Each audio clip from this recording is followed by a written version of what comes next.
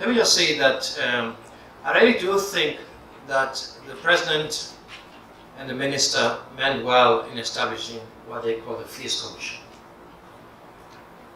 But they were short-sighted in limiting it to, in the manner in which they did, in its terms of reference.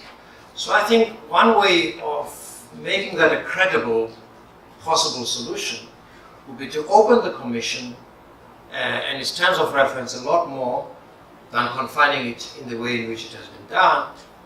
And also that I don't think the Commission should be packed by judges and lawyers.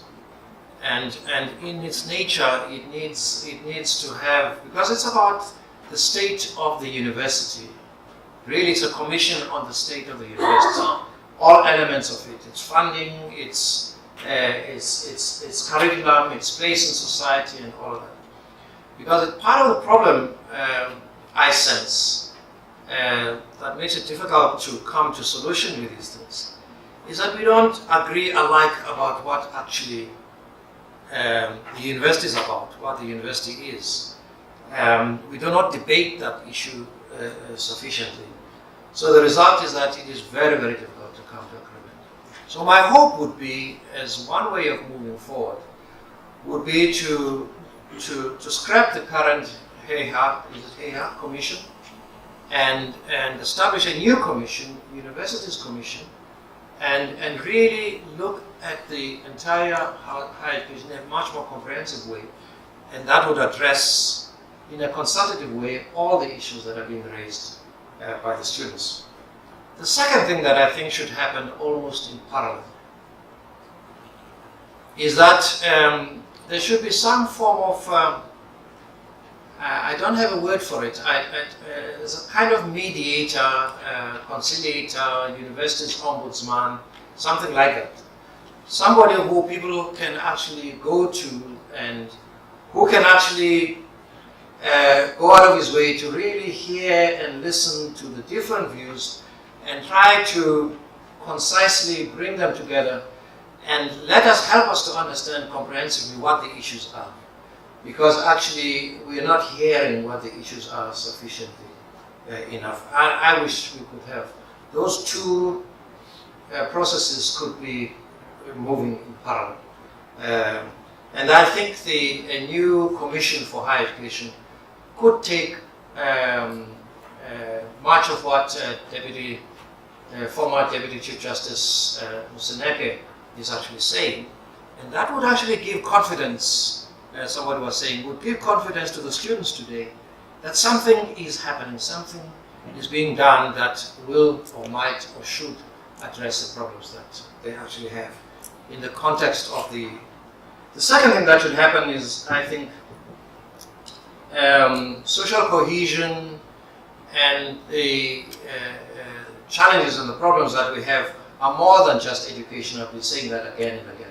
There are other areas of common life that needs to be done. I think it is true that the manner in which our economy has been handed over, if you like, to the new South Africa has not been addressed. And I think those young people today who are seeking to address the issues of the economy are correct, because we are in an economy that clearly does not address the problems that we have of unemployment, of inequality, and the economic malaise that we have.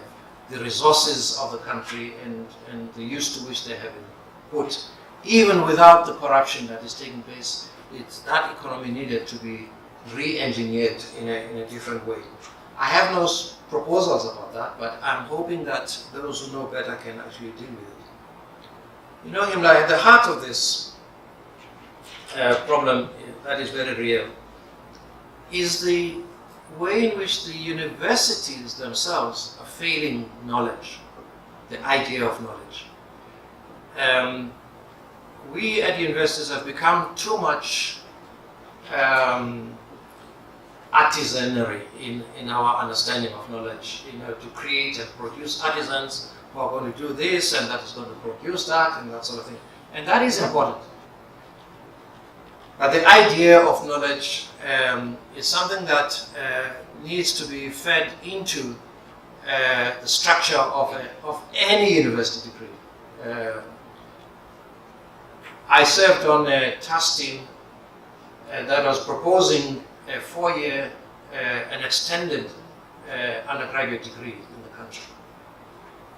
That was chaired by Jabulo Ndebele, and produced a report that was intended to, at least in the first year, provide first-year students with the idea of a curriculum that is actually broader and deeper.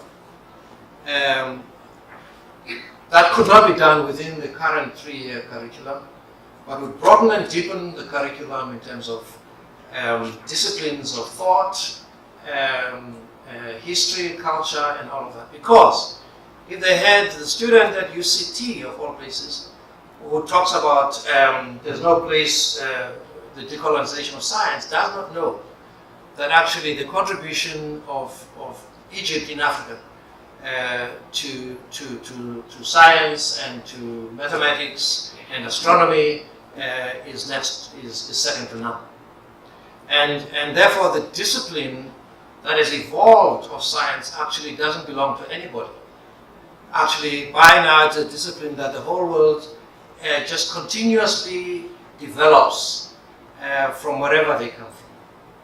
So it means that at the very least, a university like UCT should take responsibility to have a student who boldly articulates a condition like that.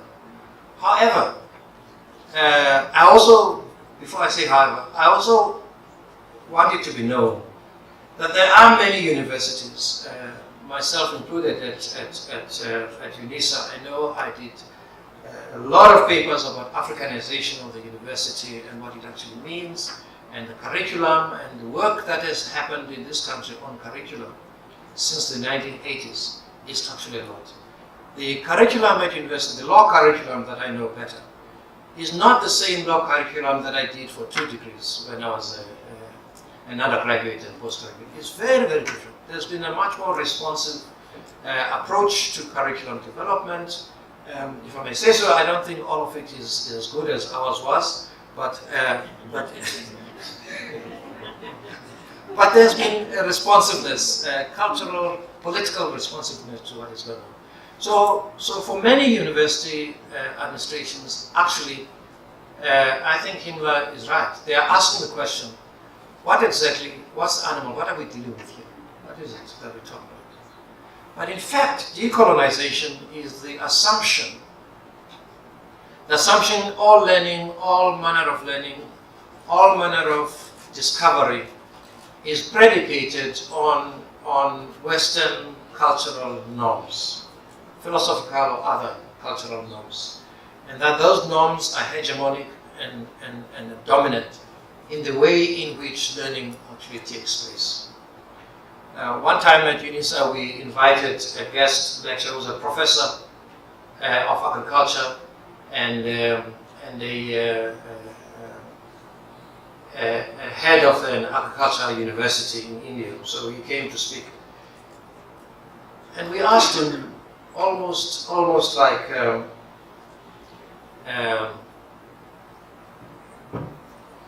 philosophical problem. We asked him, where is the university? He says, no. If you go to my city where I am, all I have an office. But there is no building that you are going to call the university. Because all my students are out in the fields. All the tuition takes place in the context of the work that they do. In the farms, in the dairy farms, in the fields, wherever they go. It's part of working and learning integrated in the way they work. So if you do that, there actually is no reason to have a whole expensive buildings in the center of town that students occasionally visit. So he says, no, actually the laboratories are there where the students are working, right in the farms, in the field where they're spread out throughout the district. That's where they stay, they live there in the farms, they work in the farms with the owners of the farms at the city. And the farms are not owned by the university either. There are farms who are owned by their owners who are private farmers. But the students are there to learn. And in the work that they do, they also they learn by discovery as well. So yes, there is a problem because we do have